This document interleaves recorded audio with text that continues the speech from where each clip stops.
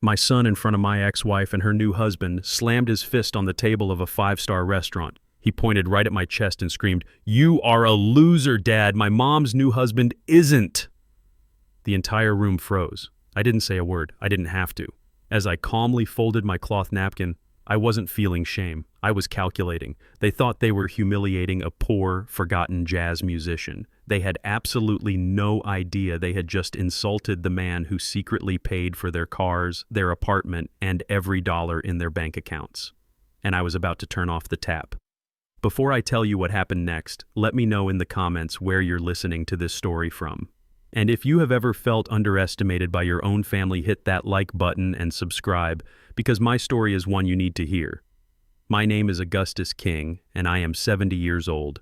The restaurant was the kind of place I've avoided my entire life. It was called La Veta, perched on the roof of the tallest high-rise in Atlanta. Everything was glass and dark wood, and the waiters moved like silent ghosts. The air smelled like money and truffle oil. I felt like a crow in a cage of peacocks.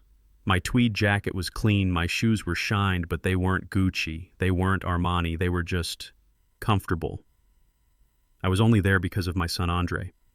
He had called me 3 days earlier, his voice tight with that specific anxiety he gets when he's trying to impress someone. "Dad, they're in town. Serafina and Brad. They want to have dinner. All of us. Saturday. La Veta." Serafina, my ex-wife. She left me 10 years ago. She said I was boring. She said I was stuck playing my old music in my small house. She said she needed a life with more shine. She found that shine in Bradley Van Horn, a slick, fast-talking real estate developer with a smile as white and artificial as a strip mall. Across the table, they looked like a magazine advertisement. Serafina, who I remembered in faded jeans, was now draped in emerald green silk, heavy gold bracelets clanking on her wrist every time she reached for her wine. Brad, loud and suntanned, wore a watch so large and bright it practically blinded me. Next to them sat my son Andre and his wife Amber. Amber, who is white, was staring at Brad Van Horn like he was the second coming. "Gus, you made it," Serafina said, her voice dripping with the fake syrupy pity she had perfected. She leaned across the table, offering me a cheek that smelled like expensive perfume. "How nice of you to come all this way." "It's just across town, Serafina," I said quietly. Brad laughed, a loud, booming sound that made the couple at the next table flinch. "He means all this way in life, Gus. Look at this place. Bet they don't have this down in the West End, huh?" Amber giggled. Andre just stared at his water glass. I knew this was a performance. I was the prop, the before picture they needed to highlight their glorious after. I was the ghost of poverty past, invited to a feast to prove how far they had come. I just smiled and nodded. "It's a nice place, Brad." The waiter arrived, a young man so stiff he looked like he was in pain. He handed us menus that were the size of small posters bound in heavy leather. I opened it and saw words I didn't recognize, followed by numbers that made no sense. A simple steak was listed as filet de boeuf executif for $180. Brad didn't even read the menu. He waved a dismissive hand. "Just bring the Barolo, the 2010, and we'll start with the Osetra caviar for the table. Except, maybe not for Gus. Looks like he might prefer a beer, huh?" "Water is fine for me," I said. Serafina placed her hand heavy with diamonds on Brad's arm. "Oh, Bradley, be nice. Gus is simple. He likes simple things. It's quaint." "Simple is one word for it," Brad said, winking at Amber. Amber, my daughter-in-law, jumped right in, her voice eager. "Oh, Brad, Andre is so fascinated by your investment strategies. He really is. He's always saying he wishes he had a real mentor, someone who actually achieved something, you know." There it was, the first cut. I glanced at Andre. He wouldn't look at me. He just took a long, deep drink of his wine. "Well, it's not magic," Brad boasted, leaning back so everyone could admire his diamond watch. "It's about vision. It's about being aggressive. You don't get a fleet of Bentleys by playing it safe, right?" "We just got back from Dubai." Serafina chimed in perfectly on cue. "The shopping, Gus. You just wouldn't believe it. I bought this bracelet there." She shook her wrist again, the gold clanking. "And Brad is closing on a new property, a $10 million deal. Isn't that right, darling?" "Just a little something," Brad said, polishing his nails on his lapel. "You gotta keep moving. Stagnation is death. Right, Gus?" He was looking right at me. Stagnation. That was his word for me. The man who still lived in the same neighborhood, who still played the same music, who still wore the same old jacket. I didn't rise to the bait. I just sipped my water. My silence seemed to infuriate them more than an argument would have. It was like they needed me to be visibly impressed or visibly pathetic. My calm neutrality was ruining their performance. Serafina decided to change tactics, turning the full force of her toxic pity directly on me. "Gus, darling," she said, her voice softening into a purr I knew well. It was the voice she used just before she asked for something or just before she delivered a killing blow. "We were talking, Brad and I, and we are worried about you." "Worried about me, Serafina? I'm fine." "No, you're not," she insisted, shaking her head slowly. "You're still in that tiny, drafty house in the West End." Andre told us. "It's falling apart. The neighborhood isn't safe. You're 70 years old, Gus. You're all alone. It's sad." Amber nodded, her expression a perfect mask of fake concern. "She's right, Gus. Andre and I worry constantly. What if you fall? What if someone breaks in?" Brad leaned forward, steepling his fingers. "What Serafina is trying to say, Gus, is that it's time to be realistic.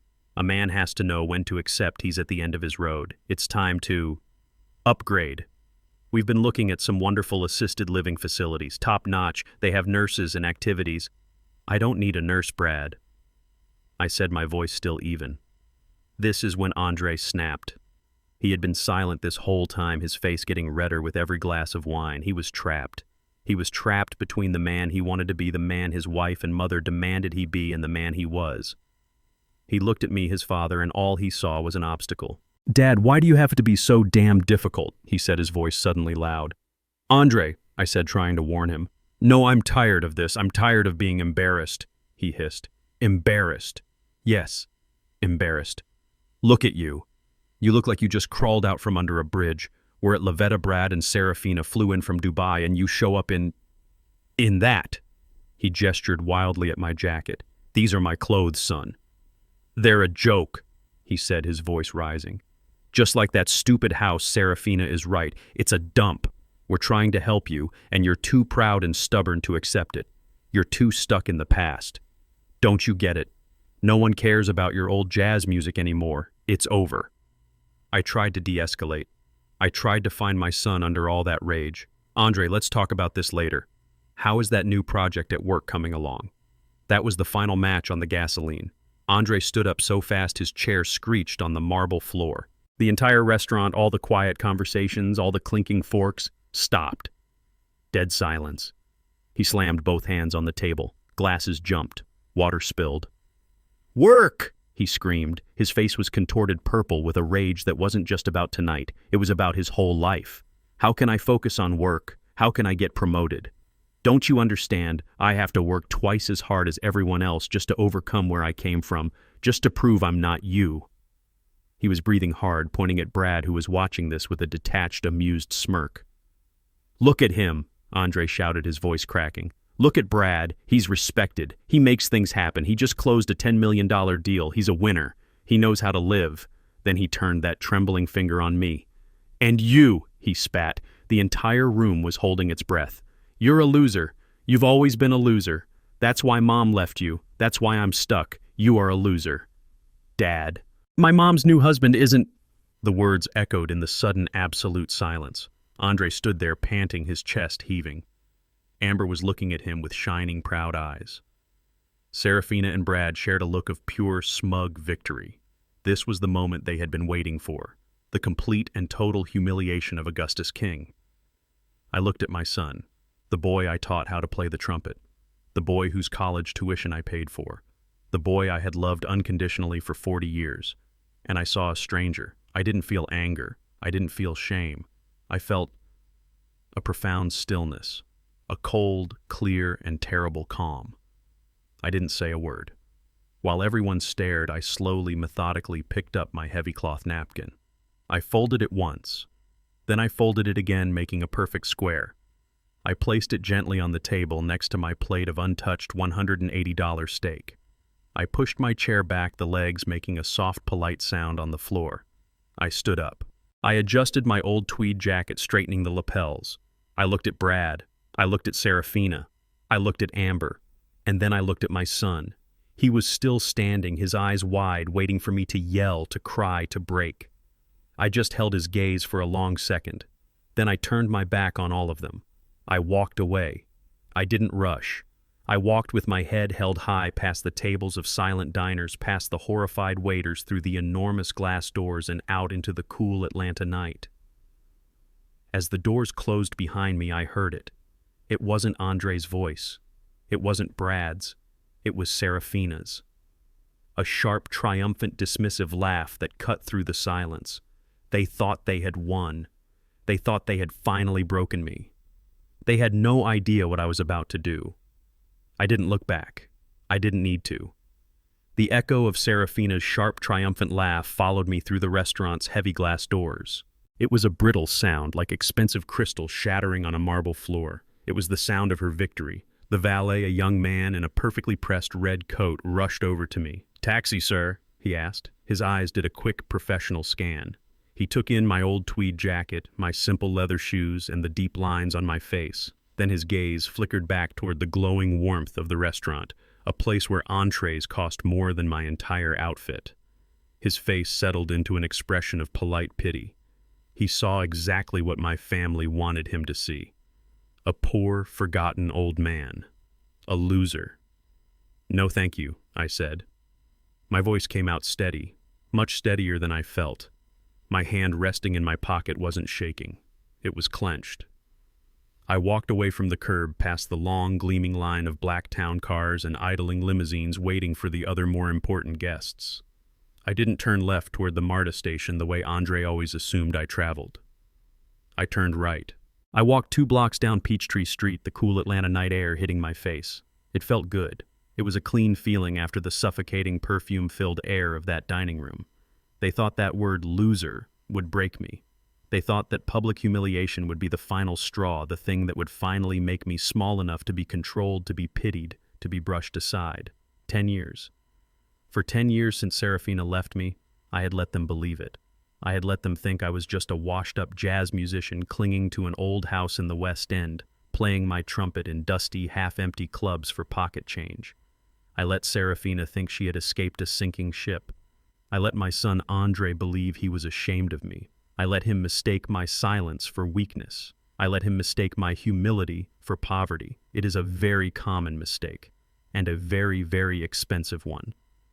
I stopped in front of a tall, anonymous gray building. It had no sign. It wasn't a luxury condo. It was a private, secure parking garage. From the outside, it looked like a concrete box. I pulled a small, heavy, unadorned key fob from my pocket, the one that did not go to my house in the West End. I pointed it at the solid steel security door. There was a quiet electronic beep, and the massive door groaned to life, rolling upward with a heavy, satisfying sound. It revealed a single brightly lit, immaculate garage bay. There was only one vehicle inside. It was not a 20-year-old Buick. It was a 2025 Rolls-Royce Cullinan, custom-built, midnight black.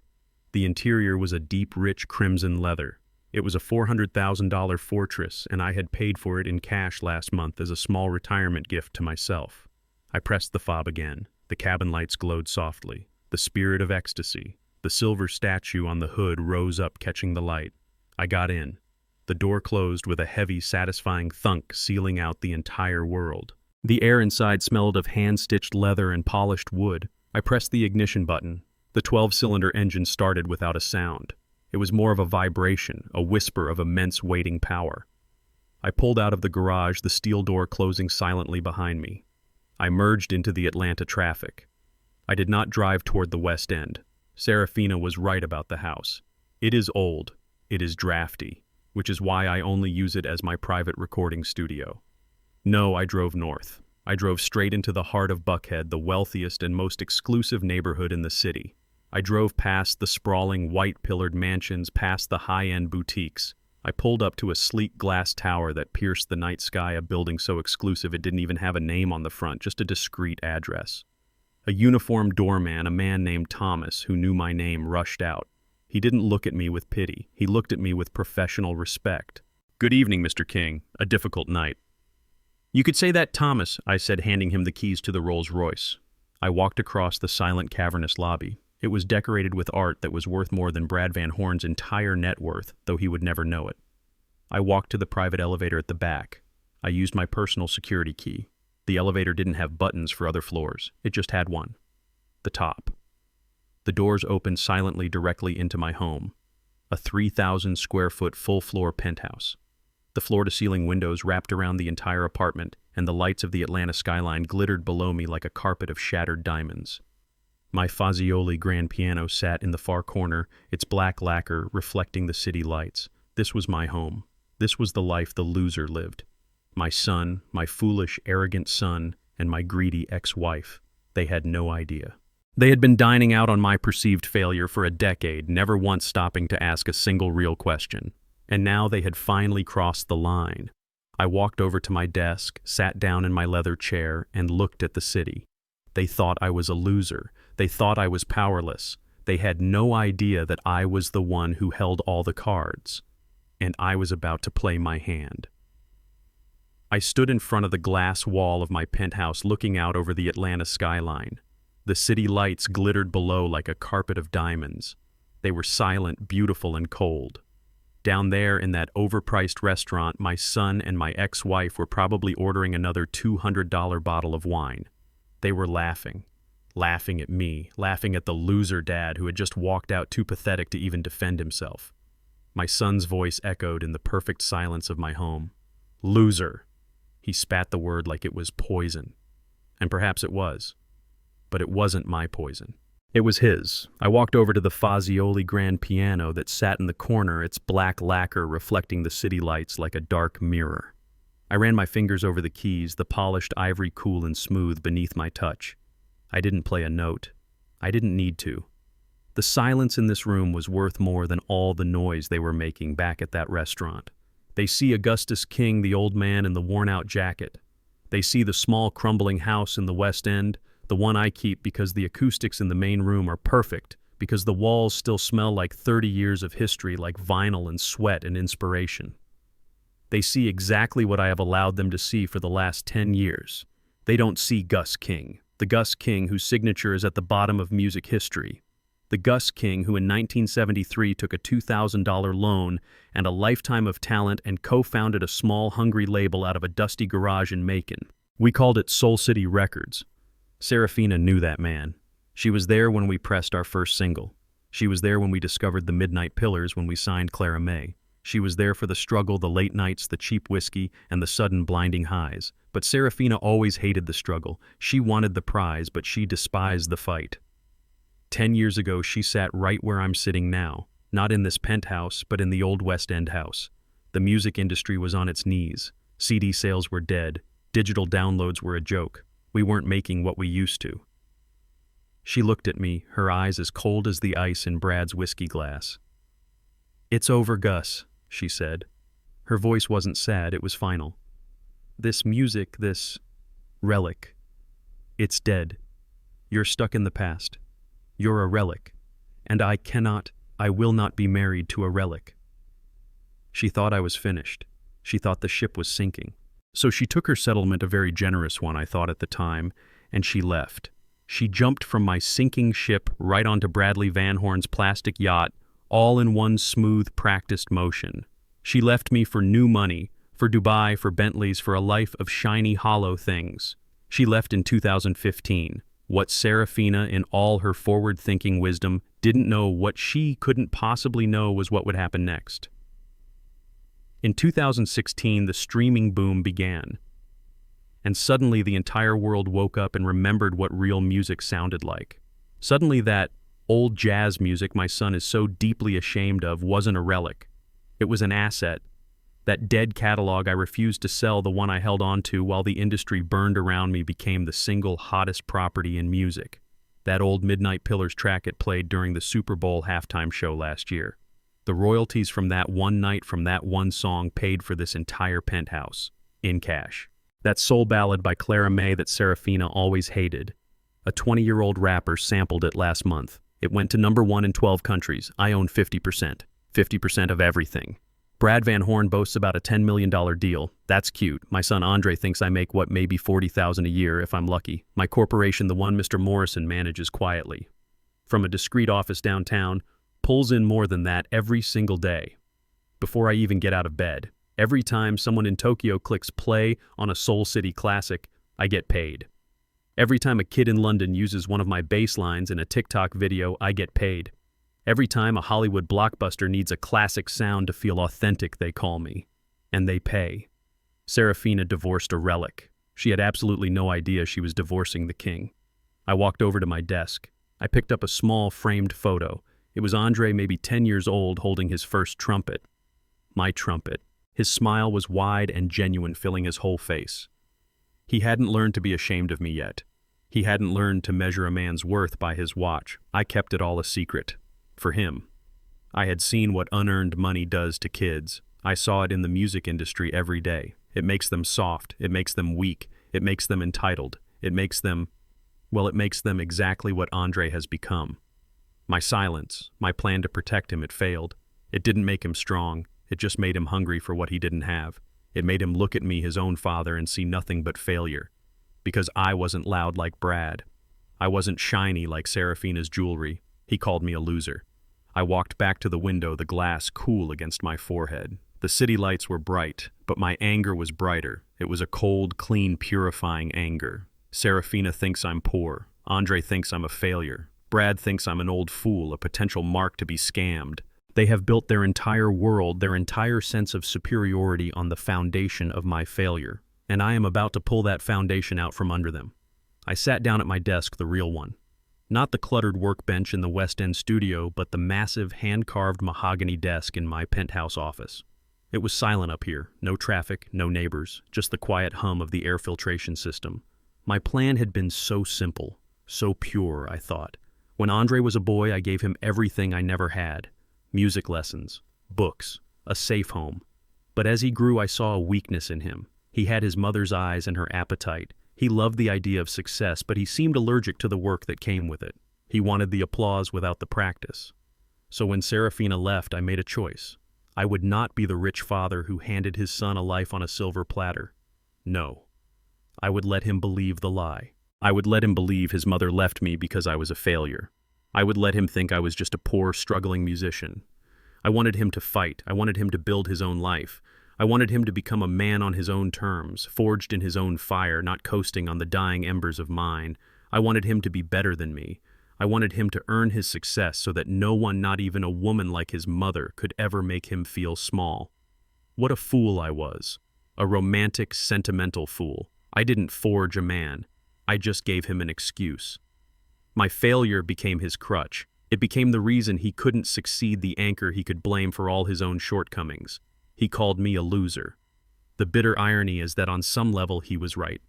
Because my son Andre King at 40 years old is a complete and total failure. And the only reason he doesn't know it, the only reason he can sit in a 5-star restaurant next to his shiny new stepfather and call me a loser is because I, the loser, have been secretly funding his entire pathetic life.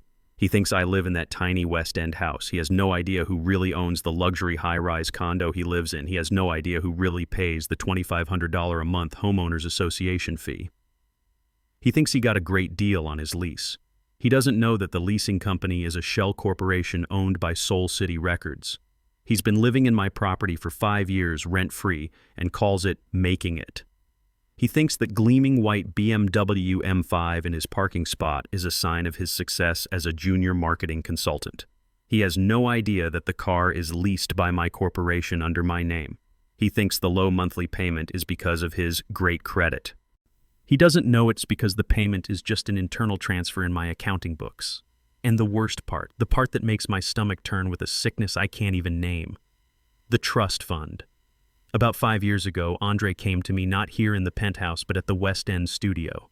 He was wringing his hands full of excuses. He had credit card debt. He was behind on his car payment. He was going to be evicted.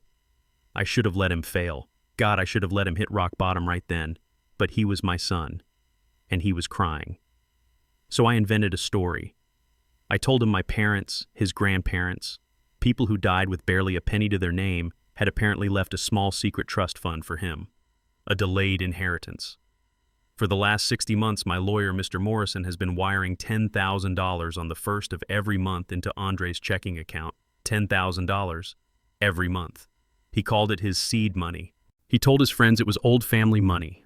And tonight, high on his mother's praise and his stepfather's false glamour, he used that money, my money, to buy an $80 steak just so he could have the privilege of standing up and spitting in my face.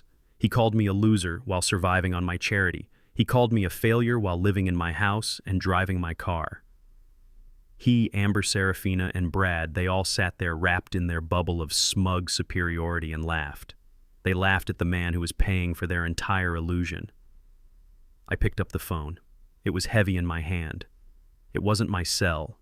It was the secure line on my desk, the one that went directly to Morrison. It was 3 a.m, but I knew he'd be awake. He always is. He picked up on the first ring. Augustus, I saw the restaurant reservation. I assumed I'd be hearing from you. How bad was it? I leaned back in my chair looking at the glittering, silent city lights. He called me a loser, Morrison. There was a long pause on the other end. I see, Morrison finally said, his voice cold and precise. So after 10 years, it's time. It's time, I said. Shut it all down. Now. I sat there in my office, the city lights blurring into a watercolor painting of reds and golds through the glass. The silence was absolute. My son's voice, raw and full of contempt, was the only thing I could hear. You're a loser. A loser. A loser who had paid for the expensive private high school that gave him his superior education. A loser who had paid for the Ivy League college he dropped out of.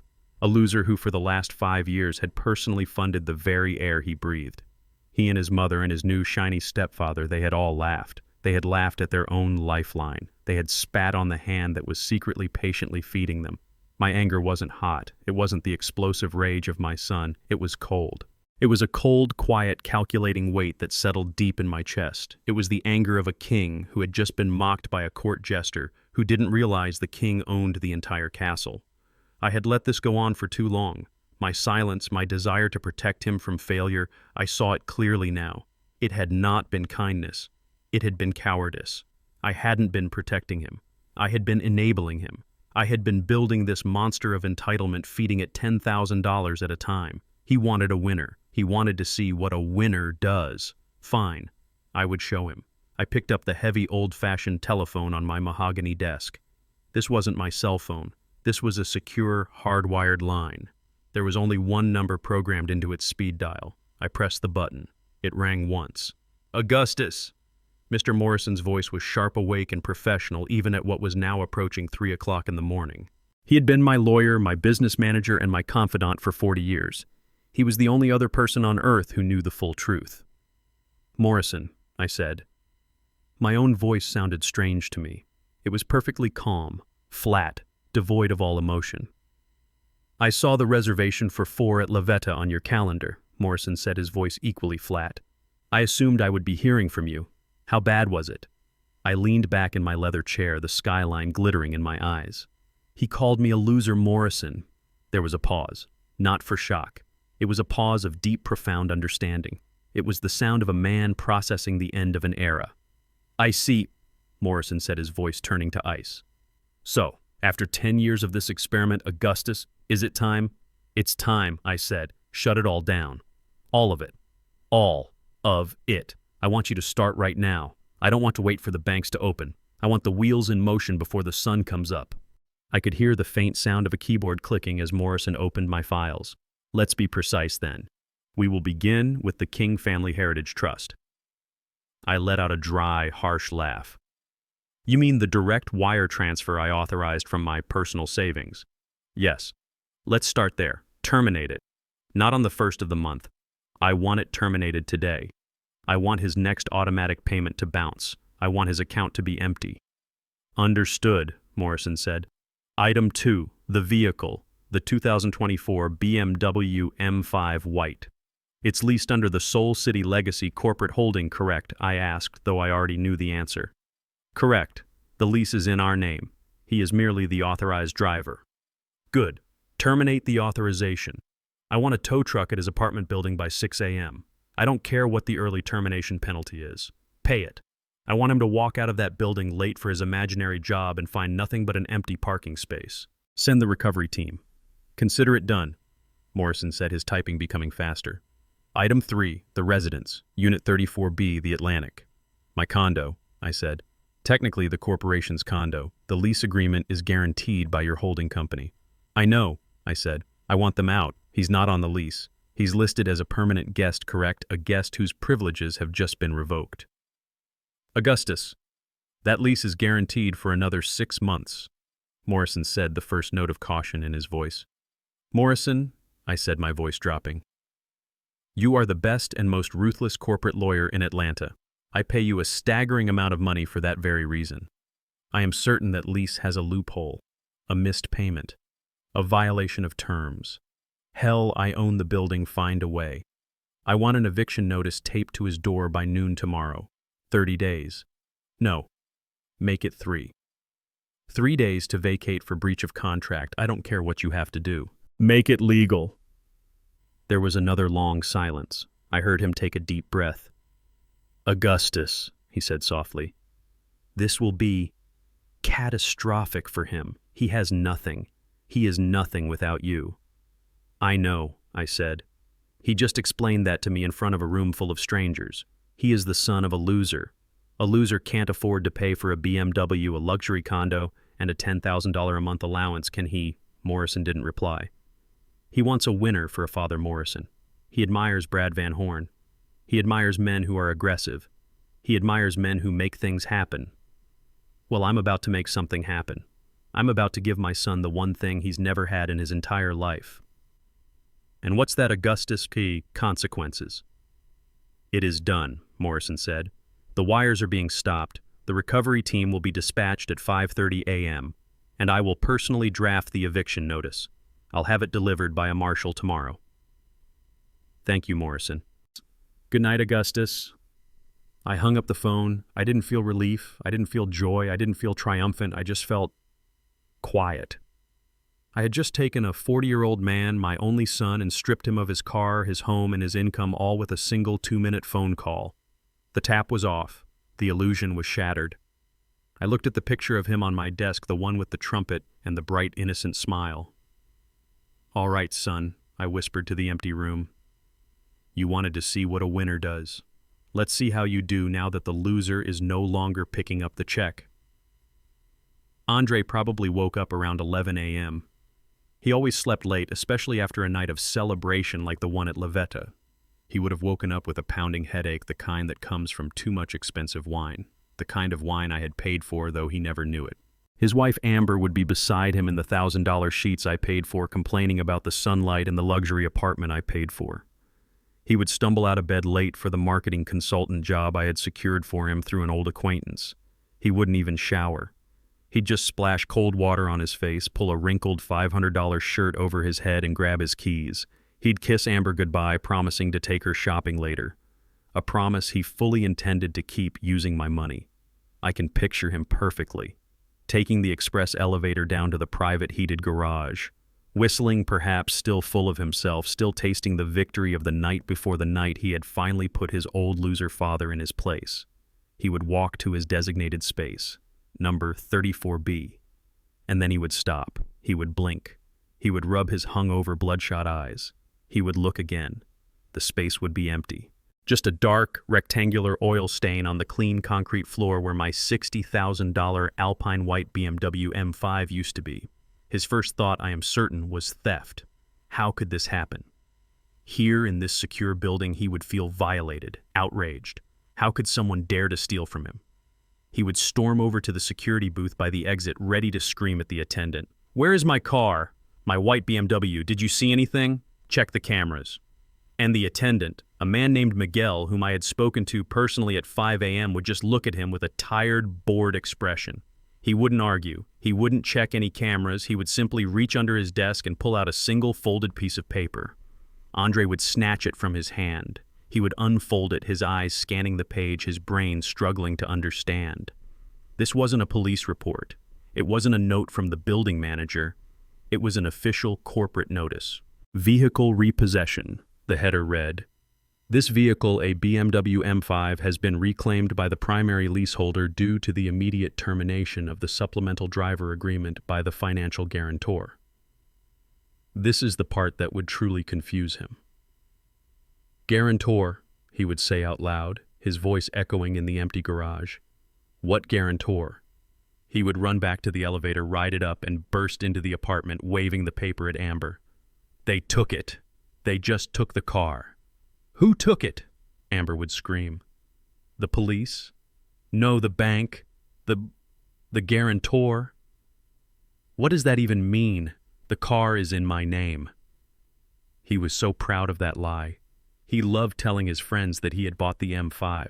He had no idea his name was only listed on the authorized driver line. He didn't know that the King Family Heritage Trust was the legal entity on the lease, the same trust that paid for his life. He would be pacing the living room now, his mind scrambling. It had to be a mistake, a massive bank error. It had to be tied to the trust fund.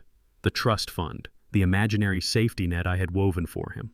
The inheritance from grandparents who died with nothing but a mortgaged house and a box of old photographs. That had to be the problem, of course. It was my fault. It was always somehow my fault.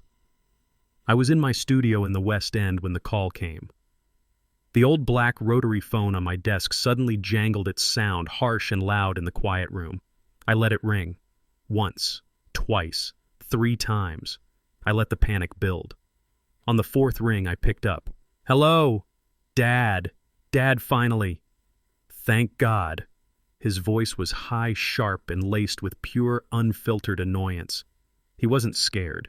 He was inconvenienced. He wasn't calling to apologize for last night. He was calling to complain about this morning. Something is wrong, Dad. Seriously wrong. The bank or someone I don't know. They took the M5. They towed it right out of the garage. There's a notice here, something about a guarantor. It has to be that trust fund account you manage. The one from Grandma and Grandpa. I held the phone to my ear, listening. In the background, I could hear Amber starting to wail. What are we going to do, Andre? What about my nail appointment? How will I get there? I know, baby. I know, he snapped at her. Then his voice was back in my ear, demanding, Dad, did you hear me? You need to call the bank. You need to call whoever manages that fund, and you need to fix this. I have to get to work. This is a nightmare. I held the receiver, feeling the cool, heavy plastic in my hand. I pictured him standing there in his luxury apartment, barefoot on the expensive hardwood floors I paid for, looking out over a city he hadn't earned. I waited 1 beat, 2 beats. I let the silence stretch, filling it with his own rapidly growing panic. A car, I said finally. My voice was quiet, calm. They took your car, Andre. Yes, that's what I just said, the BMW. It's gone. Really, son? I said. I let a small, cool smile touch my words. That's too bad. That sounds difficult. There was a stunned silence on his end. He was expecting me to jump. He was expecting me to say, Don't worry, son, I'll handle it. He was expecting me to fix it, just like I had fixed every other problem in his entire adult life. He was not expecting indifference. Difficult, too bad, Dad. This isn't too bad. This is my car. I need you to call the bank and fix this right now. What if they made a mistake with the trust fund? A mistake, I repeated slowly. No, Andre, I don't think it was a mistake. What? What do you mean? I mean, I don't think I can fix it, son, I said. I don't know anything about those kinds of things. Guarantors, lease agreements, banks, that's complicated business. That's for winners. I heard his sharp intake of breath. Dad, what are you talking about? Just make the call. Me, I said. Andre, I'm just a loser. You explained that very clearly last night in front of everyone. A loser can't handle high-end car financing. You need someone aggressive. You need someone who knows how to make things happen. Dad, this isn't funny. Stop playing games. I think you should call Brad, I said, and my voice was as cold and sharp as a razor. He's the winner. He closes $10 million deals. I am sure a man like that can get your car back in a heartbeat. Dad, wait. I pressed the receiver down, cutting off his panicked plea. I hung up the phone. I stood there in the quiet of my studio, the smell of old wood dust and sheet music all around me. I pictured my son in that cold, empty garage holding a useless phone, his face pale with confusion and a new, unfamiliar feeling. Fear. The first thread was cut. The car was gone. Tomorrow, the money. The day after that, the house. The game had just begun. If the loss of the car was the appetizer, then today was the main course. I knew my son. The car was a blow to his ego. But the money, the $10,000 that appeared in his account every month like magic, that was his oxygen. That was the fuel for his entire illusion of a life. And I had just cut the line. I sat in my penthouse sipping my first cup of strong black coffee. It was 10 a.m. I imagined Andre was still asleep, hungover from the stress of the previous day, oblivious to the fact that his real problems were just beginning. But I knew Amber wasn't asleep. Amber lived for two things: appearances and spending money. My money. The loss of the M5 would have felt like a personal attack on her status. She would need to fix it. She would need to go out and buy something to make herself feel better, to prove to the world and to herself that they were still on top. I could picture her clear as day. She would have put on her most expensive yoga outfit, the one she never actually did yoga in, and ordered a car service, annoyed at the inconvenience. She would have gone to Phipps Plaza, the temple of high-end Atlanta shopping. She would be at Saks, or maybe Neiman Marcus. She would have been there for an hour, demanding the attention of a personal shopper. She'd have an armful of designer clothes, a new handbag, maybe some shoes. She'd be at the private checkout counter sipping complimentary champagne, talking loudly about how stressful it was when the family office made a clerical error with their vehicles. And then she would hand over the Platinum American Express, the one linked directly to the trust, the one I paid the bill for every month. The sales associate, a woman with a polite, painted-on smile, would swipe the card. There would be a pause. The associate would smile a little tighter this time and swipe it again. The small screen would flash the same word: declined. "That's impossible," Amber would snap, her voice suddenly sharp. "Your machine must be broken. Try it again." "I apologize, ma'am," the associate would say, her politeness now a weapon. "I've run it twice. Perhaps you have another form of payment." Amber, her face flushing a deep, ugly red, would dig in her expensive purse. The other shoppers in the private lounge would be pretending not to watch, which meant they were watching every second. She would throw down a different card, a Visa signature, also linked to the trust. "Try this one." The associate would swipe it. "I'm sorry, ma'am. Declined." "What is going on?"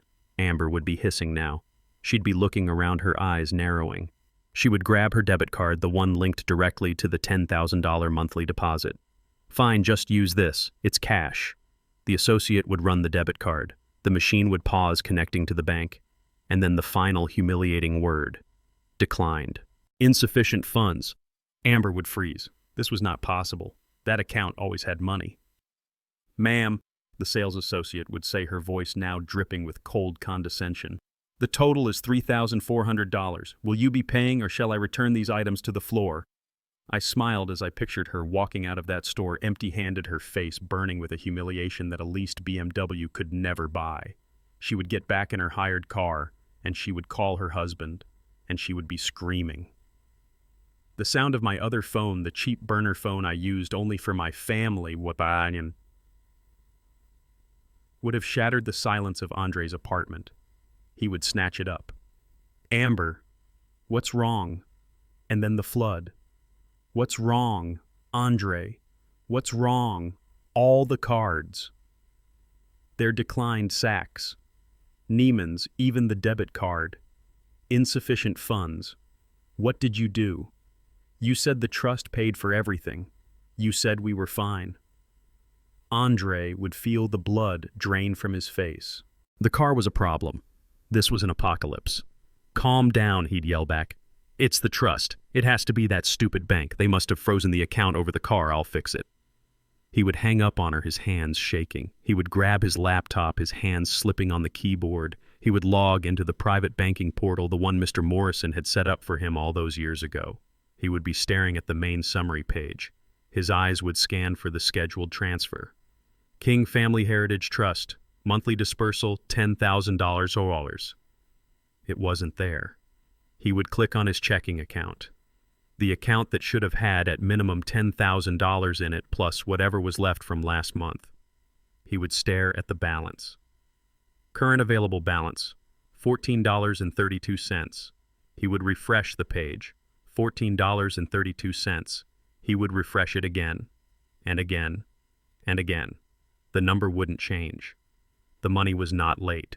The money was gone. The $10,000 had not arrived. The car was not a mistake. The cards were not an error. This was real. He would grab his phone, his fingers trembling so badly he could barely dial the number for the bank, the number he had on speed dial for his private wealth manager.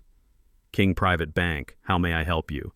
This is Andre King, he'd say, trying to sound important, trying to sound like a man who hadn't just seen his entire life evaporate. I'm calling about the King Family Heritage Trust. My monthly deposit, my $10,000 deposit, it didn't arrive. There's been a massive error. The banker on the other end would be a polite, cold young woman. I knew her. Morrison had hired her specifically for this account. She was reading from a script. One moment, Mr. King. Let me pull up your file. A pause, the click of a keyboard. Ah, yes, I see your file right here, Andre King. Well, Andre would demand, where's my money? Sir, the banker would say, her voice perfectly neutral. There appears to be no error. Our records show that yesterday, November 6th, we received a directive from the sole administrator and trustee of the fund. A directive? What directive? What are you talking about? The directive, sir, was to terminate the trust. As of yesterday, the King Family Heritage Trust has been formally and permanently dissolved. Andre would stop breathing. Dissolved? What do you mean dissolved? You can't dissolve it. That's my money. That's my inheritance. According to our records, sir, the banker would continue, her voice like ice. It was never your money. It was a discretionary fund, and the grantor's discretion has ended. All remaining assets have been reverted to the original grantor. The account is closed. Grantor. What grantor? Who is the grantor? Tell me.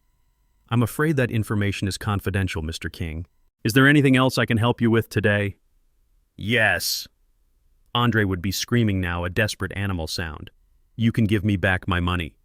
I'm sorry, sir, that account no longer exists. Thank you for banking with us. Have a wonderful day. And then the click. Andre would be staring at his silent phone. He would be standing in an apartment he couldn't pay for, with a wife who had just been humiliated, with no car, with $14 to his name. The entire architecture of his life, the entire illusion he had built had just been demolished in the span of 24 hours. He couldn't call me. He had already burned that bridge. He had called me a loser. He couldn't call Brad. Brad had already dismissed him. He was a 40-year-old man with no car, no money, and no skills, about to be homeless. He did the only thing a weak, desperate child knows how to do. He called his mother. I saw my other phone, the burner phone, light up with his name. I let it ring, and ring, and ring. He needed to feel this. He needed to understand what real failure felt like. Finally, I picked up. Hello, Mom, he sobbed, all pretense of the winner gone. Mom, it's all gone. The money, the trust fund, they dissolved it. The car is gone. The cards are gone. Everything is gone. I don't know what to do. I stood by my penthouse window looking down at the city. What? I said, injecting the perfect amount of confusion into my voice. What trust fund, Andre? What are you talking about? I didn't have to be there to see what happened next. I knew my son. I knew my ex-wife. When a weak man's artificial world collapses, he doesn't look inward. He doesn't reflect. He just scrambles desperately for the next strong person to lean on. After Andre hung up with the bank, the silence in that luxury apartment must have been deafening. $14. The car gone. The magic money fountain turned off. He would have looked at Amber, his wife, his partner, and all this status-seeking madness, and he would have seen pure animal panic in her eyes. The life she had signed up for was evaporating before her very eyes. "What do we do?" she would have shrieked. "What do we do, Andre?" And Andre, a 40-year-old child, would have done the only thing he knew how to do. He would have run to his mother. He and Amber would have taken a car service, and Uber Black, probably still clinging to the last habits of a life they could no longer afford. They would have rushed to Serafina's sprawling suburban mansion, the one Brad Van Horn had bought her, the one that was, I suspected, mortgaged to the hilt. They would have found Serafina in her sitting room, probably planning her next trip to Dubai. "Mother," Andre would burst in, not even bothering to say hello. "We have a problem. A huge problem." Serafina would look up, annoyed at the interruption. "Andre, what is it? Can't you see I'm busy?" "It's Dad," Andre would stammer, pacing the expensive rug. "He's lost it. He's gone crazy. He cut off the trust fund. He took the car. Amber's cards are all declined. He's ruined us." And that is the moment Serafina would have felt the cold dread. Her entire relationship with Brad, her entire upgrade in life was built on an illusion. The illusion that she came from good stock, that her son had old family money. Andre's $10,000 a month trust fund and his shiny BMW were her proof. They were her assets. They were the collateral she brought to this new shiny marriage. If Andre was broke, her value to a man like Brad plummeted. "What do you mean he cut it off?" she would have hissed. "It's dissolved. The bank said so. It's just gone. Mom, we have nothing." Serafina wouldn't hesitate. She would grab her purse. "We're going to see Brad. He'll fix this. He's your stepfather. He's a winner. He'll sort this out." I can picture them, the three of them, pulling up to Brad's gleaming glass and steel office tower in Midtown. They would march through the lobby, a desperate, dysfunctional parade. They wouldn't even wait for the secretary. They would burst right into Brad's corner office. He'd be there, feet up on his massive desk, probably shouting into a headset about some fake multi-million-dollar deal. He would look up annoyed. "Sarah, what's going on? I'm in the middle of closing a massive deal."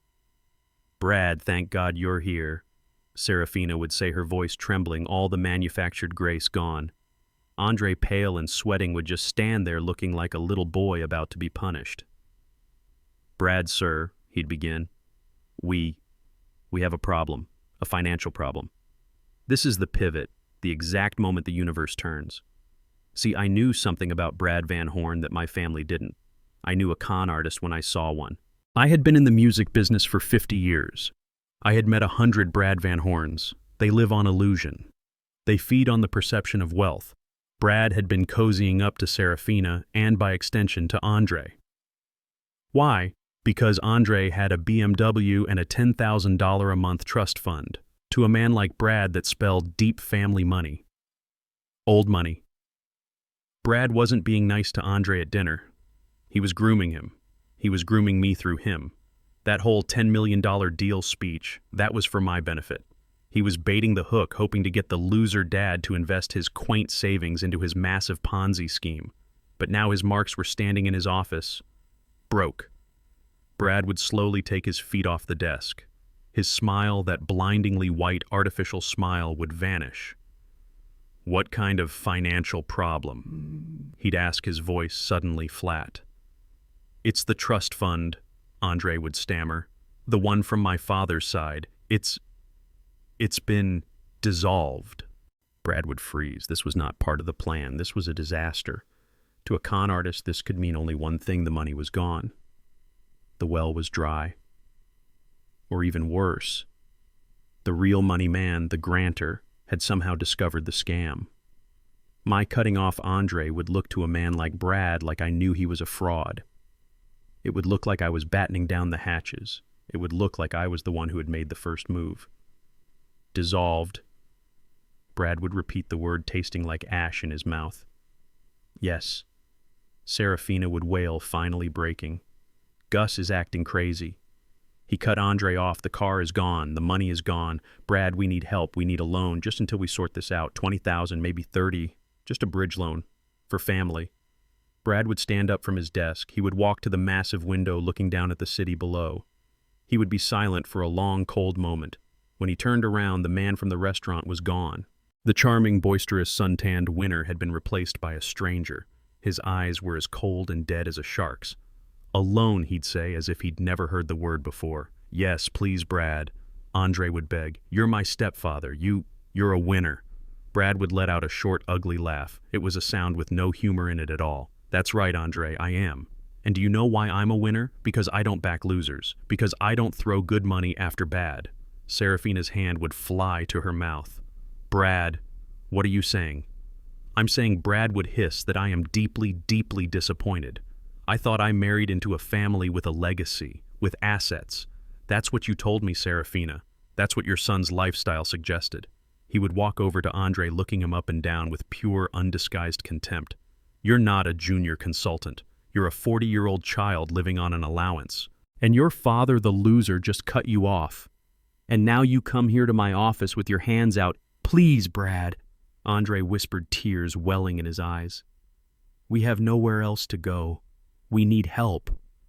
Brad would stare at him, letting the humiliation sink in. "No," he'd say.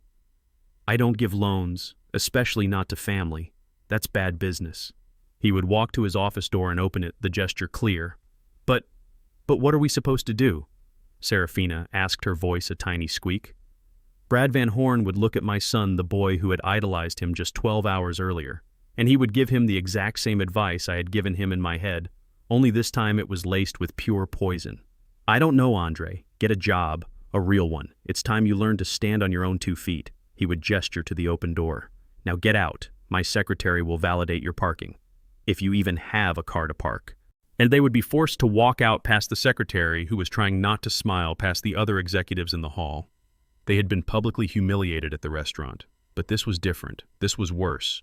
This was the man they admired, their winner, throwing them out like yesterday's trash. They were in the elevator going down, the silence between them heavier than stone. No car, no money, and now no savior. They had only one place left to go, the one place in the world they were dreading, the loser's house, my house. The recovery of the car on Monday was the first crack in the dam. The dissolving of the trust fund on Tuesday was the moment the water burst through. Today was Wednesday. Today was the day the entire city they had built was swept away. I was in my penthouse, not the West End studio. I was sitting in my leather armchair looking out over the city, a cup of fresh coffee in my hand. I wasn't waiting.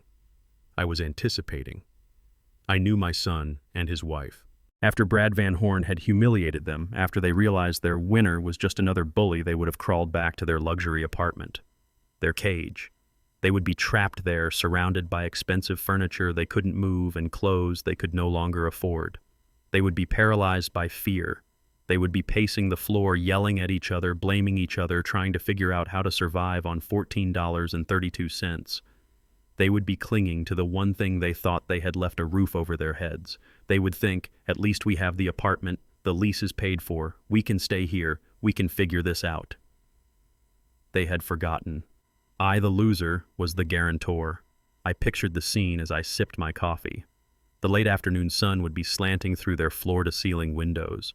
Andre would be staring at his silent phone, terrified it would ring. Amber would be sitting on the sofa crying, her mascara running. And then the sound, the ping of a new email arriving in Andre's laptop. He would jump, hoping it was the bank, hoping it was an apology, a mistake. He would open his laptop. The email was not from the bank. It was from Atlantic High-Rise Management. The subject line would hit him first. Urgent notice of immediate lease termination and demand to vacate. His hands would be shaking as he clicked it. Dear Mr. King, he would read aloud, his voice trembling. Please be advised that as of 9 a.m. this morning, the corporate guarantor for your lease, Soul City Legacy Holdings, has been dissolved. Amber's crying would stop. What? What does that mean? Andre would keep reading, his voice cracking. This action constitutes a material breach of your lease agreement per Section 14B. Failure to maintain an active guarantor. As such, your tenancy is hereby terminated effective immediately. You and all other occupants have 72 hours to vacate the premises. Amber would let out a sound, not a cry, a shriek, a raw animal sound of pure primal terror. 72 hours, Andre, 72 hours. The email would continue. Please be advised that your access fobs will be deactivated this Friday, November 10th at 5 p.m. Any personal property remaining after this time will be considered abandoned. We are sorry for any inconvenience this may cause. Andre would just stare at the screen. The car was gone. The $10,000 a month was gone. His credit was shot, and now the roof over his head was gone. In 3 days, he would be homeless. I knew what they would do next, because there was only one move left on the board. They had no money for a hotel. Serafina had clearly abandoned them to deal with her own crisis with Brad. They had no car. They had $14. They would have to use that money for a single taxi ride, a ride of shame. They would have to leave the shimmering glass towers of Buckhead and travel south. They would travel to the one place they despised, the one place they had mocked, the one place they thought was beneath them. They would have to go to the loser's house. I was there. I had been waiting in my West End studio all afternoon, the door locked. I sat in my old armchair, my trumpet on its stand beside me. The house was quiet. At 4:30 p.m. I heard a car door slam, not a luxury European car door with its heavy, satisfying thunk, It was the thin, rattling slam of a Toyota Prius taxi.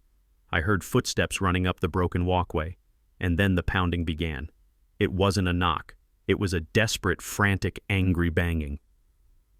"Dad! Dad, open the door! I know you're in there! Open the door, damn it!" I heard Amber's voice hysterical. "Andre, break it down! He has to let us in! He can't do this!" The pounding continued. "Dad, please, we have nowhere to go! Please open the door!"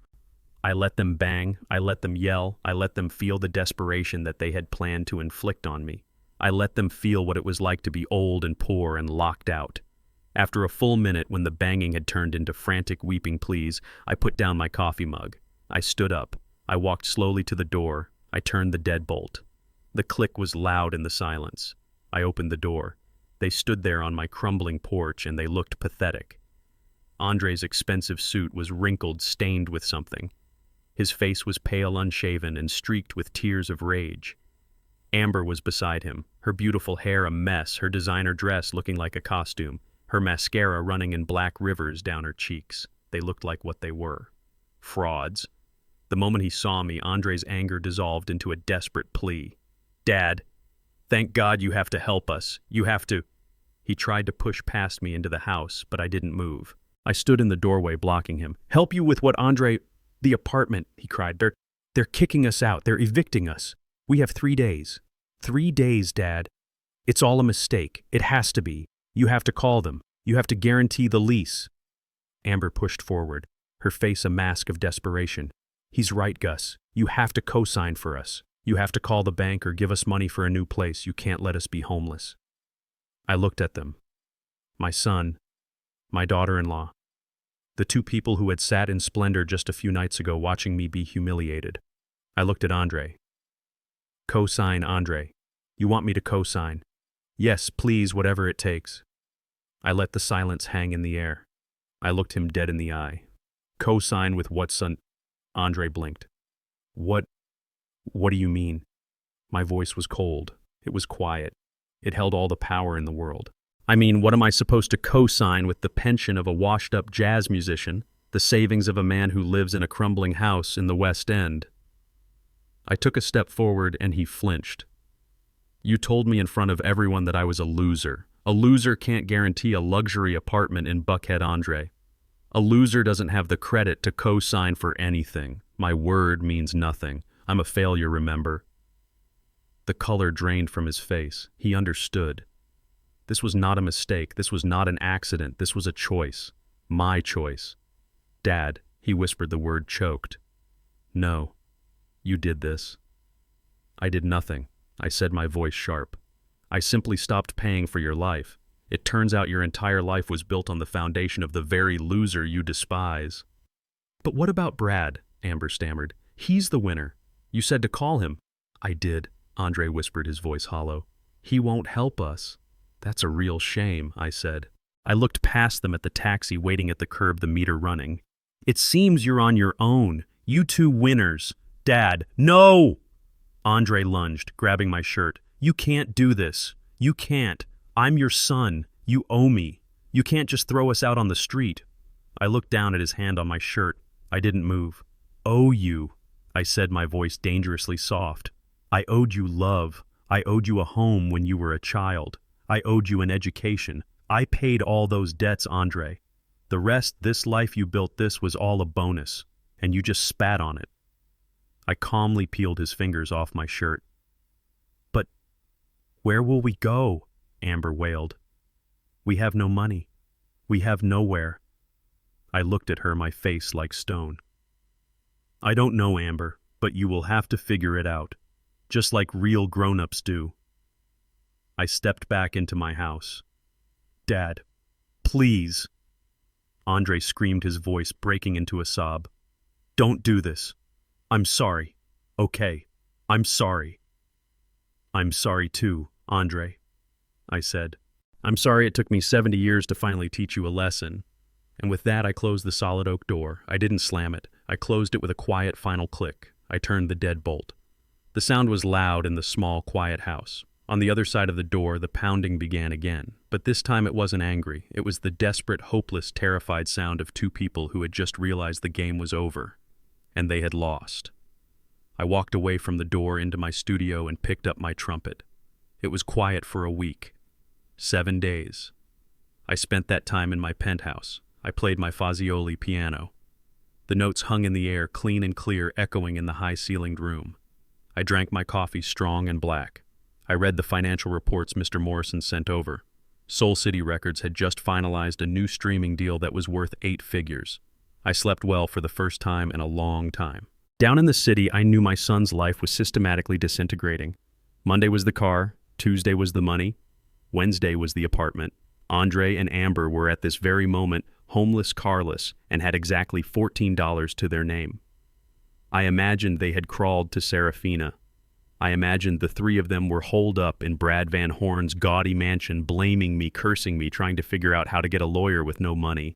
I imagined they were a little knot of vipers turning on each other, their world shrinking. I didn't care. I had cut the cord. It was done. It was Saturday night, exactly 1 week after that dinner at Lavetta.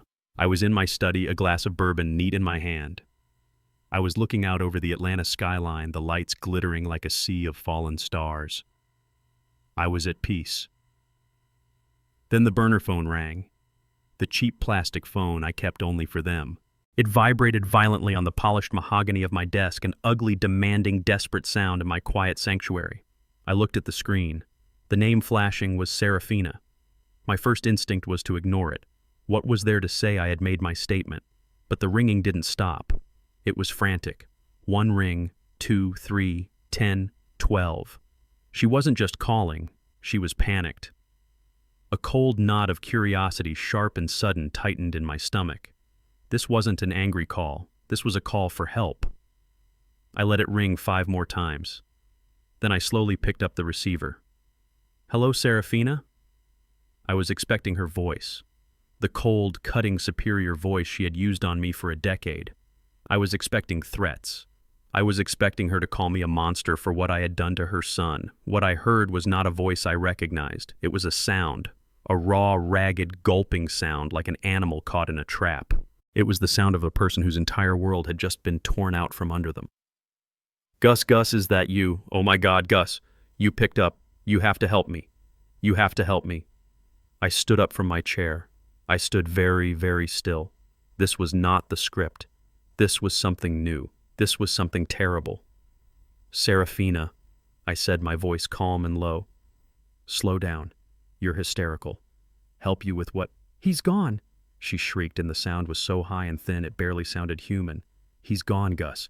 He's just gone." I frowned. "Who's gone, Andre? Is Andre all right?" "No, not Andre. Brad. He's gone, Gus. He disappeared." "What are you talking about?" I said, gripping the phone. "He's a grown man. He probably went on a business trip. He's a winner. Remember winners travel." "No," she screamed. And this time it was a scream of pure, undiluted terror that made the hair on my arms stand up. "You don't understand. The police are here. The police are in my house right now. They're walking through my living room. They're asking me questions, Gus. They're asking me questions I can't answer." My blood went cold. This was not my plan. My plan was to teach my son a lesson, to cut them off, to let them taste the real world. This was something else entirely. "Serafina," I said, and my voice was sharp now, the voice of a man who runs a multi-million-dollar corporation. "Stop crying and focus. Tell me exactly what happened. Why are the police at your house?" "I woke up this morning," she sobbed, her words tumbling out. "He wasn't here. I thought he'd gone for a run, but his car was gone. His clothes from the closet, all his suitcases, gone. He just left me." "So he left you," I said. "That's not a matter for the police. That's a matter for a divorce lawyer." "You're not listening," she wailed. "The bank called, and then another bank, and then the police showed up an hour ago." "It wasn't just his clothes, Gus. The accounts. They're empty. Everything my accounts. The house." "The house," I said. "The mortgage, Gus. He told me the house was paid for in cash. He told me it was a gift. It was a lie. The bank called. We're 6 months behind. They're foreclosing. They're taking the house." I closed my eyes. I saw it. I saw the whole house of cards, the flashy watch, the leased Bentley, the vague talk of $10 million deals. Brad Van Horn. The winner. And the police, I pressed my voice low. Why are they there, Serafina? Her voice dropped to a terrified whisper. I could barely hear her. It's not just the mortgage. It's his investors. The police said, oh God, Gus. They said he wasn't an investor. They said he was running a Ponzi scheme. They said he was a con artist and that I was his partner. Of course. It was so simple, so ugly, so perfectly horribly obvious. My ex-wife, in her desperate, blinding quest for shine, had married a common criminal, a fraud. They said, she was choking on her sobs now, they said his name, his real name isn't even Brad Van Horn. It's some other name. He's wanted in 3 states. And Gus, all the money you gave me in the divorce, the money I had, it's all gone. He took every penny. He drained the accounts. He left me with nothing but this house that isn't even mine and a dozen angry investors who think I stole their money. He ruined me. Gus, he ruined me. She was wailing now, the full crushing weight of her reality finally breaking her. I was silent. I was processing. I was connecting the dots, my small, quiet act of cutting off my son. It had been the stray butterfly wing that started a hurricane. Serafina, I said, why did he leave now? I don't know, she shrieked. He was fine yesterday. He was talking about his big deal. Wait. I heard her stop. I heard her sharp, sudden intake of breath. Oh my God, she whispered.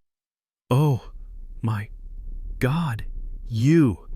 Me, I said, playing dumb. It was you, she screamed. He was fine until Andre came here. Andre told him. He told him about the trust fund. He told him you had cut him off. Andre told him the money was gone. I stood in my silent $1 million penthouse and I finally understood.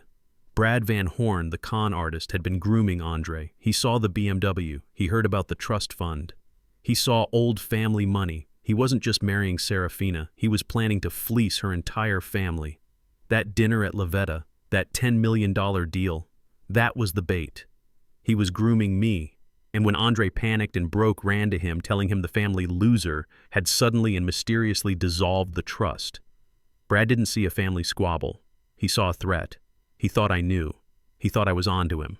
He thought I was a rival player who had just made the first move. He thought my cutting off Andre was an attack, a sign that I was about to freeze all the assets. He didn't wait to find out. He panicked. He took the money and he ran. My simple act of family justice had inadvertently and beautifully exposed a multi-state federal criminal. Gus, Serafina whispered, her voice hollow with the horrifying realization. He was trying to get you to invest, wasn't he? He was using me to get to you. Yes, Serafina, I said, my voice cold as the grave. I believe he was. And when you cut Andre off, Brad thought you had found him out. He thought the whole thing was about to collapse. She was putting the pieces together, her voice breaking with each new terrible truth. Your stupid family fight, it just blew up my entire life. I let her words hang in the air. My stupid family fight, I said. No, Serafina, your greed blew up your life. You married a reflection of yourself, and it shattered. GD, what am I going to do? She sobbed. The police are here. They're looking at me. They're taking my laptop. Gus, please, you have to help me. You're the only one who can. You have to tell them. You have to pay them. Pay them. The investors or my bail. Gus, please, for Andre, for what we used to have. I stood there looking at the city lights. I thought about her laugh in the restaurant. I thought about her calling me a relic. I thought about my son calling me a loser. GFs, I said, my voice calm. I have no idea what you're talking about. I'm just a poor old failed jazz musician. I don't have that kind of money. Gus, no, that's not. You can't. I can't, Serafina, I said. You should call a winner. You should call someone who knows how to make things happen. And I hung up the phone. I held the phone to my ear, my knuckles white. The bourbon sat untouched on the desk. Serafina, what are you talking about, police? That sounds crazy. Brad is a successful man. He closes $10 million deals. You told me yourself. I had to play the part. I had to be the slow, simple, loser ex-husband. I had to be the man she thought I was. A lie, she shrieked, her voice cracking. It was all a lie, Gus. Don't you understand? He's a con man, a fraud, a what did they call it? A Ponzi scheme. He was running a Ponzi scheme. A what? Serafina, that's movie stuff. You're not making any sense. You're just upset because he left. I'm not upset. I'm terrified, she screamed. The police are here. Not because he left Gus, because of what he left behind. He's gone. He packed his bags and he cleaned out everything, and he left me to face them. I sat down in my chair, my heart beating a slow, steady, cold rhythm. Face who, Serafina? The police, and the investors, and the banks. Oh God, Gus, the banks. She was hyperventilating now, the words tumbling out in a broken, wet sob. I woke up this morning. He was gone. I thought he'd gone for a run just like he always does, but his closet was empty, Gus. The closet, all his suits, his shoes, his suitcases, gone. Okay, I said, keeping my voice soft, confused. So he packed his bags. That's bad, Serafina, but it's not. Then the bank called. She cut me off. The main bank.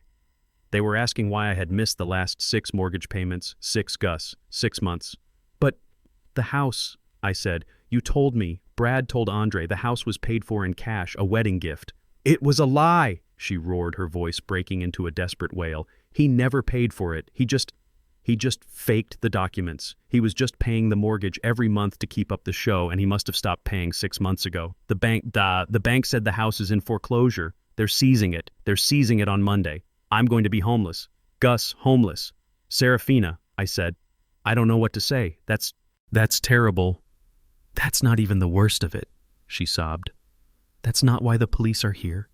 It's the investments. That $10 million deal he talked about at dinner. That stupid Dubai property. It was all fake. Fake. It doesn't exist. There is no property.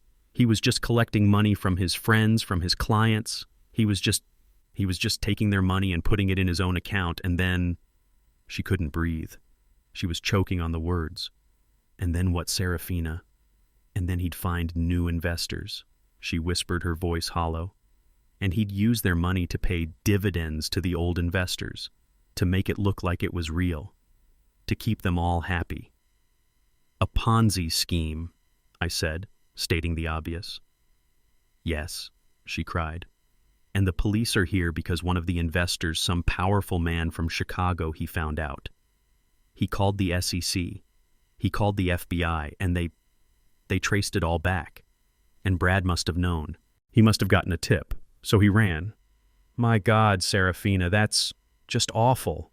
You still don't get it, do you? She hissed, a new sharp note of pure, undiluted terror entering her voice. You think I'm just sad because I'm broke? You think I'm just upset because my husband left me? I assumed. He didn't just run Gus. He left me holding everything. The police. They're not here for him. They're here for me. I stood up. For you? Why you didn't do anything? Because he put it all in my name, she screamed, and the sound was so full of despair it was almost an animal noise. All of it, Gus. The company, Van Horn Enterprises. It's registered to Serafina King, the bank accounts where the investors sent their money. They're my accounts. The fake documents, the fraudulent contracts, the wire transfers. He made me sign them. He told me they were tax shelters. He told me it was standard procedure for high net worth individuals. He told me I was his business partner. She was crying so hard she could barely speak. I thought I was being a supportive wife. I thought I was part of the winner's circle. And all this time, he was just using me. He was setting me up. He was making me the face of his entire criminal operation. I was silent. The magnitude of his treachery was breathtaking, even for me. He's gone, she whispered. He's probably on a plane to some country with no extradition treaty. And I'm here. I'm broke.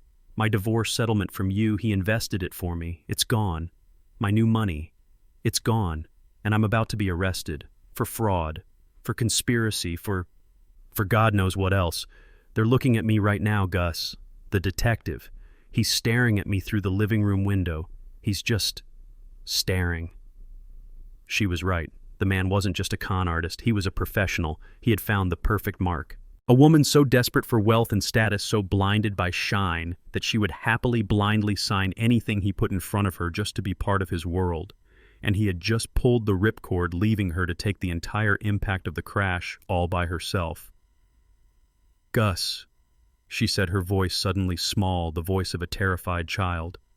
"Gus, please, you have to help me. I didn't know. I swear to God I didn't know what he was doing. I was a fool. I was so stupid, but I'm not a criminal. You know me. I'm not." "Serafina, what can I do?" I asked, my voice still the picture of the confused, overwhelmed old man. "The police are there. This is millions of dollars. I'm just a musician." "No," she snapped. "No, you can get a lawyer. A good one. You must have some money, your savings. The house in the West End, you can mortgage it. You have to, for Andre. If I go to prison, what will happen to Andre?" Ah, there it was. The final desperate manipulation. Our son. "I don't know, Serafina," I stammered. "This is all just... it's too much. I need to think. How could this even happen?" I was playing my part, but as I said it, a new cold thought entered my mind. A question. A real question. She was right. Brad was a professional. He had been running this scam for months, maybe years. Why did he run? Why now? Why this specific Saturday? This wasn't just a random collapse. Something had spooked him. Something had made him abandon a multi-million-dollar scam and his perfectly placed scapegoat. Something had made him run. I looked at the burner phone in my hand. I thought about the dinner. I thought about Andre's desperate, angry face. And suddenly I knew. I stood there holding the receiver of the burner phone, my bourbon sitting untouched on the desk. "Serafina," I said, and I made my voice sound slow, halting, confused. The voice of the old, simple man she believed me to be. "Serafina, this is terrible. I can't believe it, but I don't understand. If he was running this big scam, why would he run now? This morning, if the police were just now getting involved, why not last week? Why not next week? It doesn't make any sense." There was a sudden sharp silence on the other end. The hysterical gulping sobs stopped as if someone had thrown a switch. I heard her take a single ragged breath. "Wait," she whispered. The word was hollow. "What? What did you just say?" "I just said I don't understand why he would leave today." I repeated, playing the part of the confused old fool. "It seems so sudden." "Sudden," she repeated. Her voice was flat. "Yes, it was sudden. He was fine last night. He was fine. He came home from the office, we had dinner. He was laughing. He was talking about his big deal. He was perfectly fine. And then, I could hear the gears turning in her mind, the sound of her world finding its final, terrible logic. "Andre," she whispered. The word was so quiet I almost missed it. "What?" I asked. "What about Andre?" "Andre." Her voice jumped suddenly sharp. "He came here. After Brad kicked him out of the office. He came here last night. He was a complete mess. He was crying. He was yelling. He was telling me what you did." "What I did?" I said, my voice full of innocent confusion. "Serafina, I haven't done anything. I just talked to him on the phone." "You did everything," she shrieked, the hysteria returning, but this time it was different. It wasn't just fear, it was realization. "You cut him off. That's what you did. You cut off the trust fund. You took his car. You're kicking him out of his apartment. He came here screaming that you had finally gone crazy, that the loser dad had ruined him." "That was just a family matter, Serafina," I said softly. "A terrible argument, but that has nothing to do with Brad Van Horn. It has everything to do with him."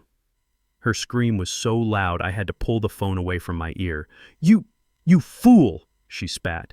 "You absolute naive, sentimental fool. Do you think he married me for my sparkling personality? Do you think he cared about me? He was using me. He was using me to get to you." "To me?" I asked, and my performance of shock was, I have to admit, quite convincing. "Why me, Serafina? I'm a retired musician. I have nothing." "That's what I thought," she cried. That's what he thought. But that wasn't the point. He didn't think you were rich. He just thought you were stable. He thought you were old money, undiscovered, untapped. She was pacing now. I could hear her heels clicking frantically on her soon-to-be repossessed marble floor. That whole dinner at Lavetta, that wasn't for me. That was for you, Gus. That entire performance. The $10 million deal, the talk about vision, the Bentleys, the Dubai trips, that was all a show. He was baiting the hook. He spent the last 2 months telling me how your son Andre had this mysterious family trust, how that trust was just the tip of the iceberg. He kept asking about you. Does your ex-husband have savings? Does he own that little house outright? He seems smart, frugal. Frugal people always have a nest egg. He was, oh God, he was planning to make me convince you to invest. Her voice cracked. He was going to use me to get you to empty your quaint little retirement savings, all your frugal money, into his $10 million deal.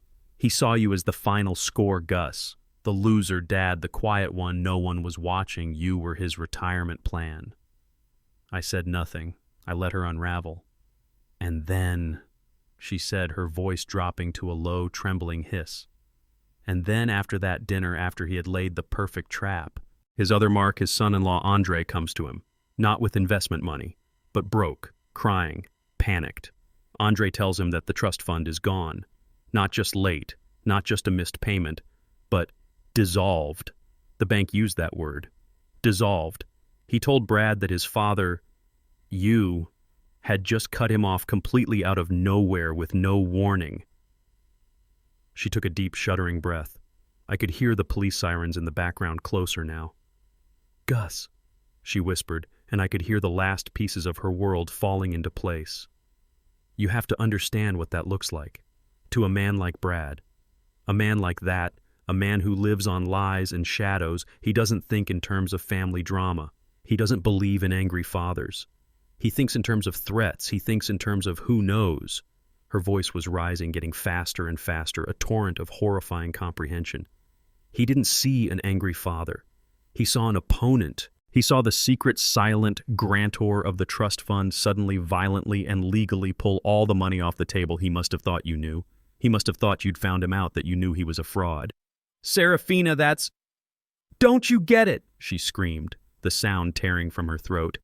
He thought your call to the bank was your first move. He thought you were the one who called the FBI. He thought you were the one who tipped off the investor in Chicago. He thought you were freezing the assets. He didn't see a loser, Gus. He saw a player who was smarter than him, a player who was coming for him. He didn't wait to find out. She was sobbing now, a terrible, dry, choking sound. He didn't wait for your next move. He saw the first crack in the dam, and he ran. He grabbed the emergency cash, and he ran. It was you, she shrieked, the accusation finally landing, aimed at the wrong target. It was your stupid, petty little power play with Andre. You were trying to teach your son a lesson about manners, and you just blew everything up. You scared him off. If you had just left it alone, he would still be here. We would still be fine, but you had to be the big man. You had to cut him off, and you scared him away. You ruined me. He's gone. Gus, she wailed. He's gone, and he left me with all of it. The police. They're walking up the stairs. They're coming to the room. Oh, God. Oh, God. Gus. I heard a muffled sound, a man's voice, firm and official.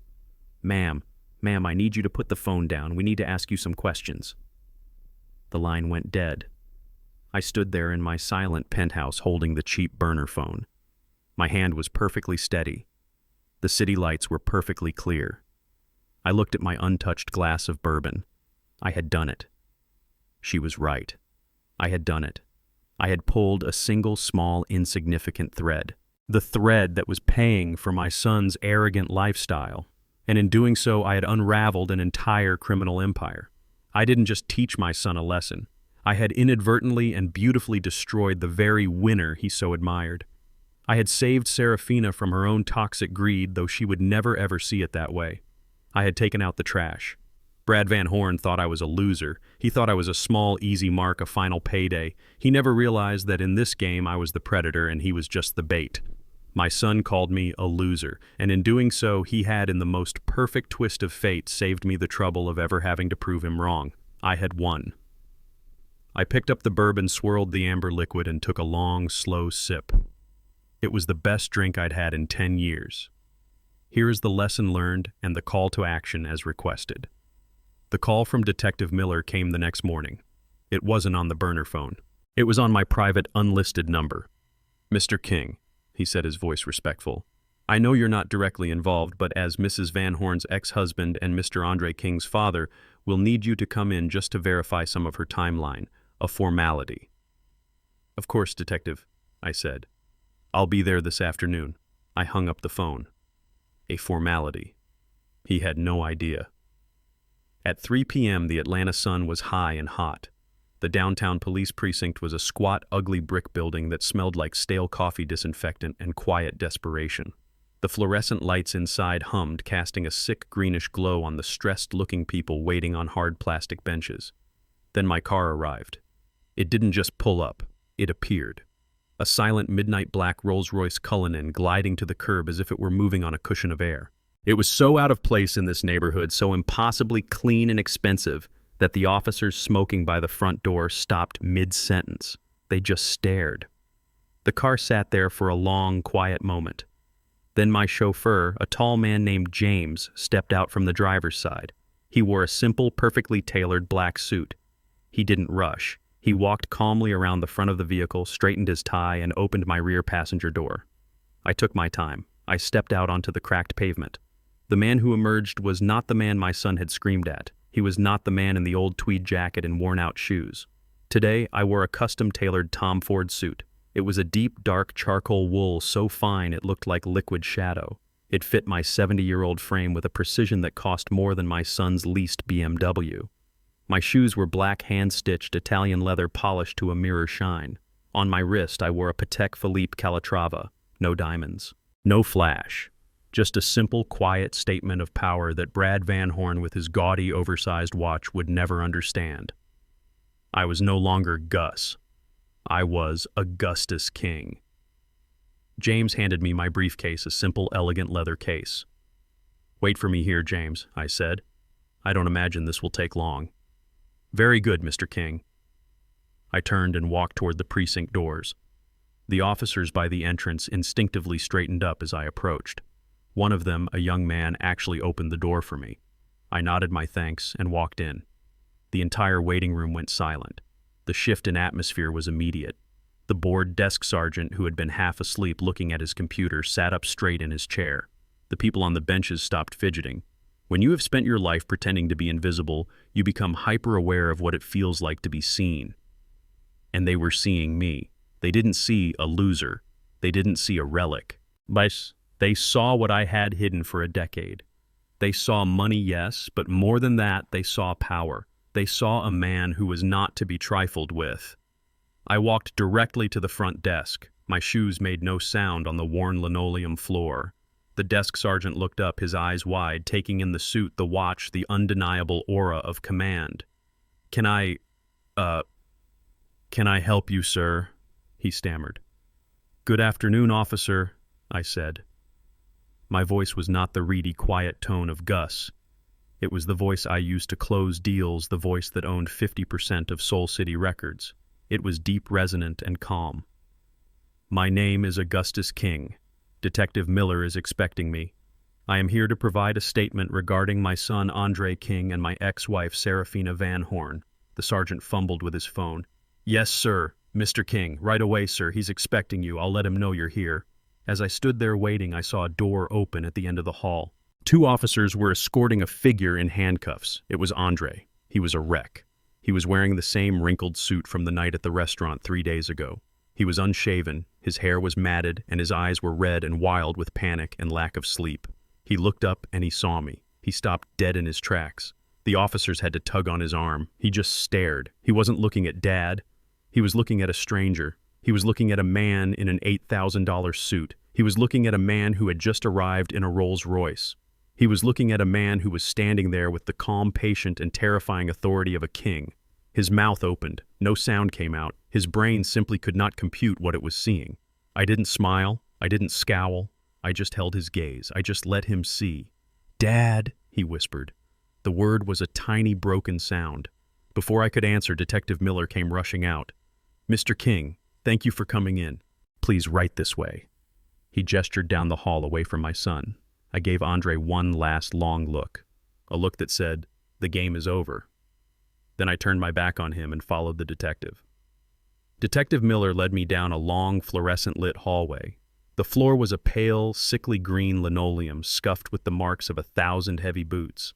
The sound of my own handmade leather shoes was offensively quiet, out of place. The air smelled of burnt coffee and industrial cleaner. "They're in here, Mr. King," Miller said. He opened a heavy door marked Interview Room 3. "Just a few questions to get your side of the timeline. We're trying to understand how Mr. Van Horn operated." I nodded. "Of course, Detective. Whatever you need." I stepped into the room, and I stopped. It was like a terrible painting, a masterpiece of desperation. They were all there. Serafina was sitting at a small metal table under a buzzing fluorescent light that was cruel and unforgiving. The light bleached all the color from her face, making her look not just tired, but ancient. Her emerald silk dress from the restaurant, or perhaps another one just as expensive, was deeply wrinkled as if she had slept in it. Her hair, which had been so perfectly styled, was falling out of its elegant bun in damp, stringy sections. Her makeup was a smeared, tragic mask. She was staring at a styrofoam cup of coffee on the table, her hands cuffed not to the table but to each other in her lap. On a hard plastic bench against the far wall sat my son Andre and his wife Amber. They were the very picture of ruin. Andre was still wearing the same suit from 2 days ago, the one I had last seen him in on my porch. It was rumpled, stained, and it hung on him. He had his head in his hands, just staring at the floor between his feet. Amber was next to him, her knees pulled up to her chest, her arms wrapped around them. She was weeping quietly, a constant, exhausted, hiccuping sound. They were no longer the vibrant, arrogant couple from the restaurant. They were refugees. Detective Miller cleared his throat. "Mrs. Van Horn, Mr. Andre King, this is Augustus King. He's here to provide a witness statement." They all looked up at the sound of my name. The reaction was slow. It was not immediate recognition. It was a gradual, horrifying dawning. Serafina's eyes, red-rimmed and hollow, lifted from her coffee cup. They passed over me, then snapped back, widening in disbelief. She wasn't seeing Gus, the poor, pathetic musician. She was seeing the Tom Ford suit. She was seeing the Patek Philippe watch. She was seeing the man who had walked out of the police station lobby and into a chauffeured Rolls-Royce. Her mind, already shattered by Brad's betrayal, simply could not process this new reality. "Gus," she whispered. Her voice was a dry, broken rasp. It wasn't a question. It was a plea for the world to start making sense again. At the sound of his mother's voice, Andre's head snapped up. He saw me. He saw the man from the restaurant, the man from the porch, the man from the precinct lobby. This man was not Dad. This man was an immaculate, powerful, terrifying stranger who just happened to be wearing his father's face. He looked at my suit. He looked at my shoes. He looked at my calm, steady, and pitiless gaze. "Dad," he breathed. The word was full of a child's terror. It was the sound of someone seeing a ghost, or worse, realizing the ghost had been the only real thing in the room all along. Amber just stared, her mouth open, her tears frozen on her cheeks. "And this," Detective Miller said, gesturing behind me, "is his legal counsel, Mr. Morrison, who will be present for the statement." As if on cue, Mr. Morrison, tall, impeccable, and carrying a briefcase that probably cost more than Brad's first car, stepped into the room beside me. He nodded once curtly at the room. His presence filled the small, grimy space with an aura of corporate, high-priced, and absolutely lethal law. This was the final piece. Serafina's eyes darted from me to Morrison and then back to me. The con artist's wife finally understood. She wasn't just dealing with a relic. She was in a room with a powerhouse. "No," Serafina whispered, shaking her head. "No, I don't understand. Gus, what is this?" "Andre." My son just continued to stare at me, his eyes wide with a dawning catastrophic horror. He was finally connecting the dots. The car, the trust fund, the apartment, the clothes, the car, Brad's sudden disappearance. It wasn't a bank error. It wasn't bad luck. It was me. "Dad," he whispered again, and this time his voice was trembling. "What did you do?"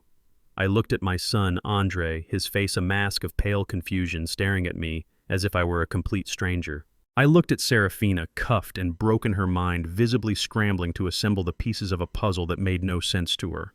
And I looked at Mr. Morrison, who was the picture of calm corporate power. I did not have to say a word. I had paid Morrison for this. This was his performance. He placed his elegant leather briefcase on the metal table. The click of the latches opening was the only sound in the room. Detective Miller leaned against the wall, watching content to let the real show begin. Morrison did not look at Andre or Amber. He spoke directly to Serafina, his voice polite, professional, and utterly devoid of pity. "Mrs. Van Horn," he began, "my name is Morrison. I am Mr. Augustus King's business manager and personal attorney." Serafina just stared at him. "Business manager?" she whispered. What business?" Morrison ignored her question. "We are here at Detective Miller's request. But I believe I can clarify the timeline that seems to be confusing everyone." He paused, letting the silence stretch. "It appears your associate, Mr. Brad Van Horn, made a rather sudden departure yesterday. He ran," Serafina hissed, her eyes filling with rage.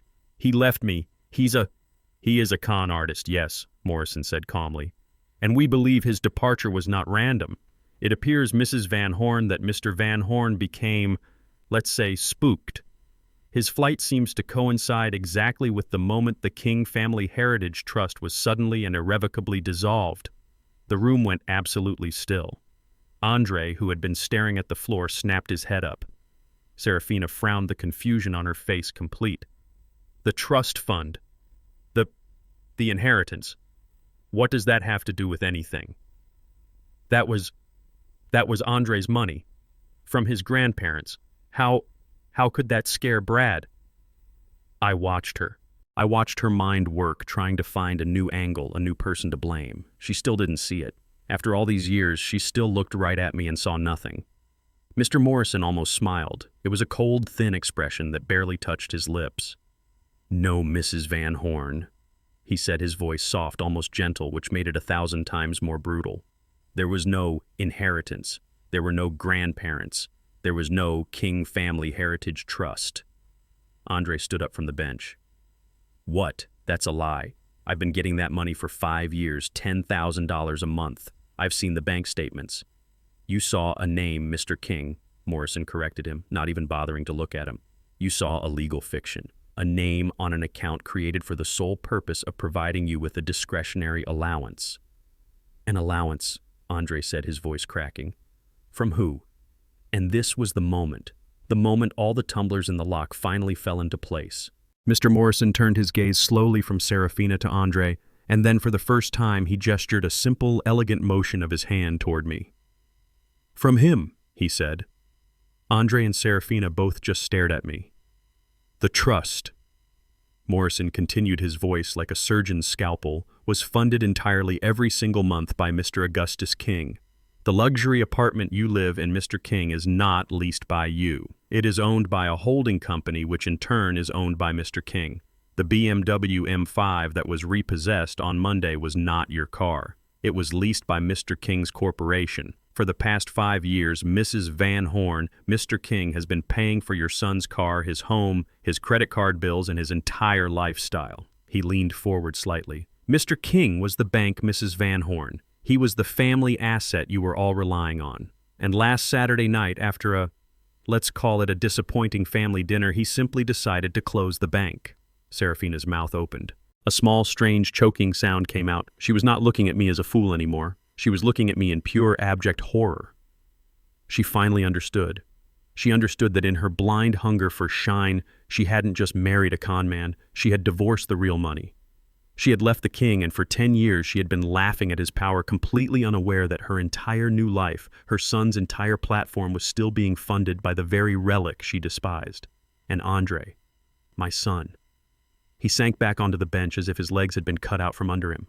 He was looking at his hands, he was putting it all together, the insult at the restaurant, the cold finality of my voice on the phone, the car disappearing, the money vanishing, the eviction notice, and now Serafina's total, complete ruin.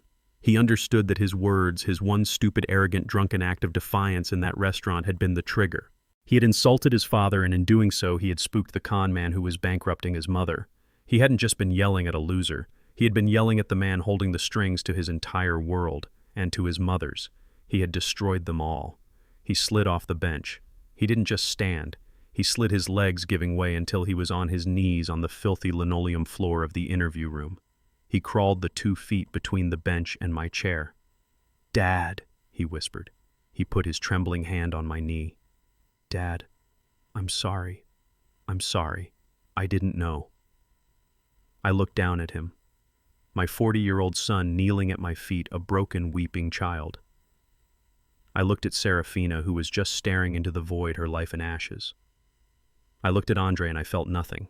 Not anger, not pity, just a vast, cold emptiness. I spoke and my voice was quiet, but it filled the small room. "You were right about one thing, Andre," I said. "I am a failure." Right. He looked up, his eyes full of desperate hope, ready for me to forgive him. "I failed," I continued, "by letting you believe that life was easy. I failed by protecting you from the world. I failed by letting you think that money just appears, that cars are just given, that apartments just happen. I failed by raising a son who at 40 years old doesn't know how to stand on his own 2 feet. I stood up, pushing his hand off my leg. "You wanted a winner," I said, looking down at him, at Amber, at Serafina. "You wanted to be around someone who makes things happen." I straightened my Tom Ford suit. I nodded to Mr. Morrison, who picked up his briefcase. "Well," I said, turning my back on them, "now you all have the chance to learn how to be winners for yourselves." I walked out of the room. I didn't look back. I left them there in the cold green light of the police station to face the detective, their creditors, and the unchangeable, brutal truth of what they had done. What I learned from all of this is that the brightest smiles often hide the sharpest teeth. I spent decades of my life practicing kindness, believing that love and sacrifice were enough. I thought my generosity was a virtue, but my family saw it as a weakness to be exploited. They mistook my silence for ignorance and my humility for poverty. The truest and most painful lesson is this: money does not create monsters. It only reveals the ones who were hiding there all along. Never let anyone, especially your own family, make you feel worthless just because they are blinded by greed. True power is not about what you have in the bank. It is about knowing your own worth when everyone else has forgotten it. If you have ever had to fight for respect from the very people who should have given it to you, freely share your story in the comments below. And please don't forget to subscribe for more stories of justice served.